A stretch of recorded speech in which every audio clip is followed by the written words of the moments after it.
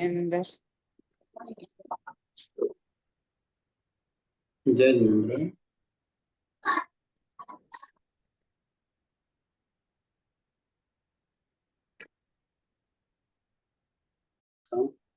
मंगलानंद सिंह परमम भाई अरिहंत प्रभु की आज्ञा, सिद्ध प्रभु की आज्ञा, पूज्य प्रभु की आज्ञा से क्लास शुरू करते हैं साहब। जय जिनेंद्र। हाँ, कल हमारा सब्जेक्ट चल रहा था पल के बारे में। तो आज में हम असंख्यात जगन्य परित असंख्यात के बारे में आ गए ना।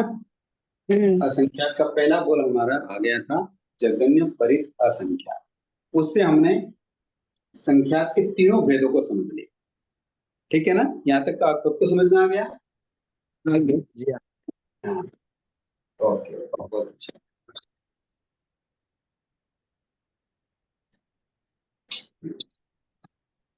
जय जिनेंद्र सर। हाँ जी, आज अब हम आगे चलेंगे।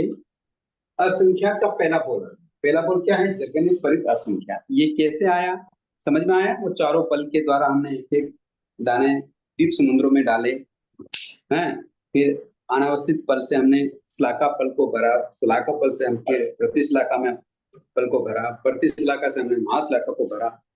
ऐसे जितने भी द्वीप समुद्र में दाने डाले, उन सभी द्वीप समुद्रों के दाने को इकट्ठा किया और जितने भी ये पल हमारे पास भरे हुए रहे, उन सबको भी हमने एक जगह इकट्ठा किया। तो वो जो राशि हमारे सामने आई, जितने भी सरसों के दाने, ये काल्पनिक, उस राशि को हम कहते हैं जगन्य परित असंख्यात। ओके, इसमें कोई डाउट्स हो तो बताइए, है ना? ये ठीक है? इस जगन्य परित असंख्यात में से एक सरसों का दाना हम कम करते हैं तो आ जाता है हमारे सामने उत्कृष्ट संख्या। ठीक है, ये राशि आ जाती है। तो अब उत्कृष्ट संख्यात की राशि भी कितनी बड़ी है? केवल एक सरसों का दाना कम हो रहा है असंख्यात जगन्य परित असंख्यात में से, तो वो उत्कृष्ट संख्यात आ जाता है। और जगन्य और उत्कृष्ट के मध्य के जो सरसों के दाने हैं या जो भी है, वो सारा मध्यम संख्यात आ जाता है। ठीक है, अब आगे चलते हैं। अब हमको चाहिए दूसरा पद। अब हमको क्या चाहिए? दूसरा असंख्यात का दूसरा भेद चाहिए, है ना? तो असंख्यात के दूसरे भेद को जानने के लिए अब हमें क्या करना पड़ेगा कि ये जगन्य परित जो असंख्यात का बोल है, ये जो राशि है हमारे सामने, है ना, थोड़ा ध्यान से सुनना, केवल सुनने से ही आपको सारी बातें समझ में आ जाएगी कि जगन्य परित असंख्यात की राशि को, जगन्य परित असंख्यात की राशि से, मतलब जगन्य परित असंख्यात को जगन्य परित असंख्यात से, यानी क्या करना है? ये क्या करना है? अन्योन्याभ्यास। क्या करना है? अन्योन्याभ्यास समझते हैं?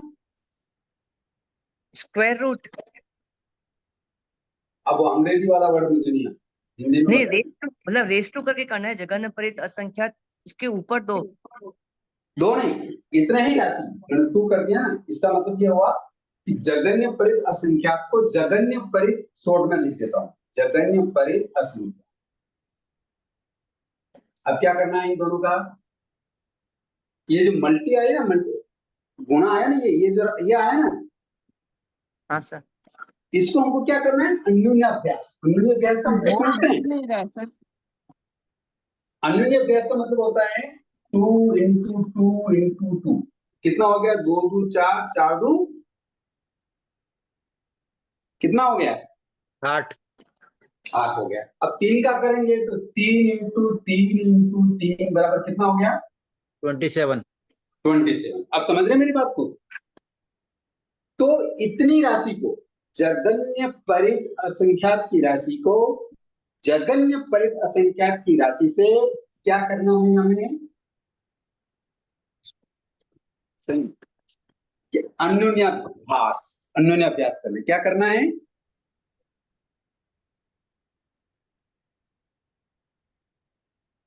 क्या करना है?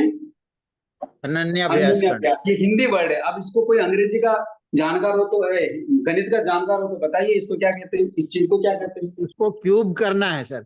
2 इंटू क्यूब 2 करना है है। तो हाँ स्क्वायर, और हाँ, 2 जैसे इंटू ऐसे ऐसे गणित के सब्जेक्ट चलते थे कि जैसे ऐसे, हाँ, फिर ऐसे, फिर ऐसे, है ना, फिर ऐसे चलते थे, है ना। आपने आए थे गणित के, फिर इसको वापस टू, ऊपर क्या करते थे, तो ऐसे ऐसे जो कोष्टक होते हैं ना, कोष्टक, शायद इनको हम अन्योन्य अभ्यास करते होंगे, है ना। ओके ना। जी।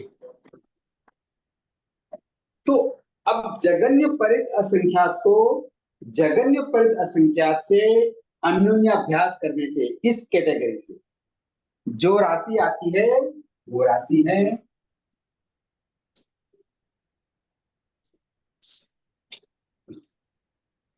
वो राशि कौन सी है? वो राशि आ जाएगी युक्ता असंख्यात, जगन्य युक्ता असंख्यात राशि। क्या आ जाएगी है?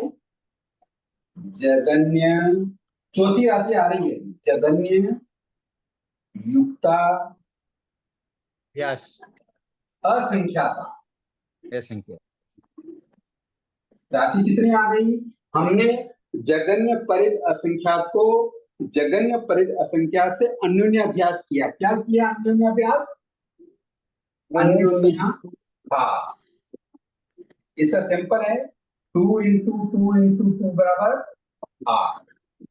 जैसे ये जो कैटेगरी हमने अपनाई है, ये कैटेगरी हम जगन्य परित असंख्यात से जगन्य परित असंख्यात को अन्योन्याभ्यास करेंगे तो चौथा असंख्यात आ जाता है। कितना असंख्यात आ जाता है? उसका नाम है जगन्य युक्ता असंख्यात। बात समझ में आ गई? जी हाँ। अब इस जगन्य युक्ता असंख्याता में से एक दाना कम करेंगे तो जगन्य कौन सी राशि आ जाएगी? तीसरी राशि आ जाएगी। कौन सी राशि आ जाएगी? उत्कृष्ट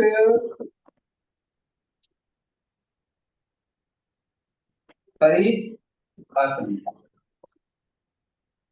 ये राशि कैसे आ रही है पता चल रहा है? देखो, उत्कृष्ट संख्या कैसे आया वो अपन को समझ में आ गई। कल्पना से हमने पल्ले के माध्यम से जगन्य परित असंख्याता की राशि लाए, उसमें से एक दाना कम किया तो उत्कृष्ट संख्या आ गया। ओके, इस उत्कृष्ट संख्या में से एक दाना कम करने से और जगन्य में जो दो राशि से अधिक को हम मध्यम संख्याता कहते हैं और ओनली दो राशि को हम जगन्य संख्याता कहते हैं। ओके, समझ में आया ना? अब असंख्याता का पहला बोल तो हमारे पास सबसे पहले आ गया। तो ऐसे जगन्य परित असंख्याता को जगन्य परित असंख्याता से अन्योन्याभ्यास करने से चौथा असंख्याता आ जाता है, वो आता है जगन्य युक्ता असंख्याता। समझ में आया? ये 3 मल्टीप्लाई कैसे हुआ?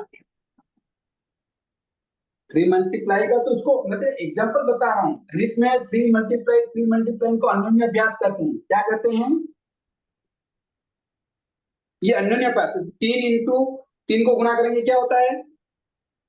9 नो 9 को 3 से गुणा करेंगे तो 27 और 27 को 3 से गुणा करेंगे तो 81 ऐसे आगे की जो संख्या बढ़ती है उसको बोलते हैं अन्योन्याभ्यास। हमको केवल जगन्य परित असंख्यात को जगन्य परित असंख्यात से केवल गुणा ही नहीं करना है, क्या करना है? एक एक राशि से दूसरी राशि से क्या करना है? अन्योन्याभ्यास करना है। समझ में आया बात? नहीं समझ में आया? नहीं, जैसे जैसे 2 जगन्य परित असंख्यात की राशि कितनी है, काउंटिंग हो सकती है क्या? 2 होती ना जगन्य। अरे दाने कितने हैं? ये दाने जगन्य परित असंख्यात के दाने नहीं, कितने हैं? इनकी तो नहीं हो सकती है ना। हाँ, नहीं हो सकती है ना। तो ये जितने दाने हैं उतनी बार अन्योन्याभ्यास करना है। जैसे एक कल्पना करते हैं, चलो अच्छा, हाँ ऐसा देखो, देखो असंख्यात की राशि ऐसे ही आ जाएगी। ये कल्पना से बाहर की चीजें। देखो, जगन्य परित असंख्यात की राशि को हम कल्पना से 100 मान ले, ओके ना?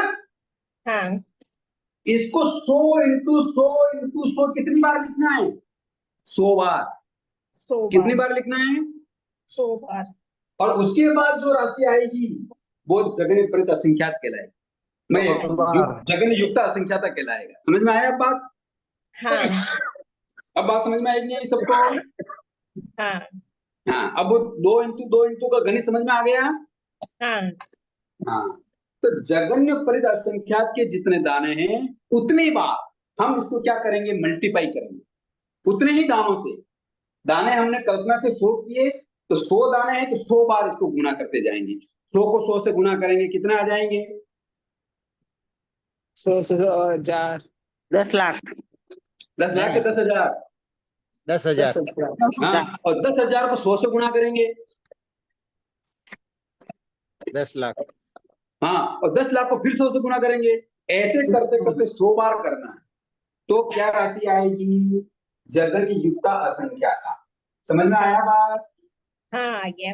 ये चौथा असंख्याता आ जाएगा हमारे सामने। जगन्य परित असंख्याता को जगन्य परित असंख्याता से अन्योन्य अभ्यास करने से चौथा असंख्याता जगन्य युक्ता असंख्याता आ जाता है। ये राशि आती है। अब समझ में आया? हाँ सब। इस जगन्य युक्ता असंख्याता में से एक दाना कम करेंगे तो उत्कृष्ट परित असंख्याता आ जाएगा। ठीक है? और जगन्य परित असंख्याता और उत्कृष्ट परित असंख्याता के बीच की राशि को हम कहेंगे मध्यम परित असंख्याता।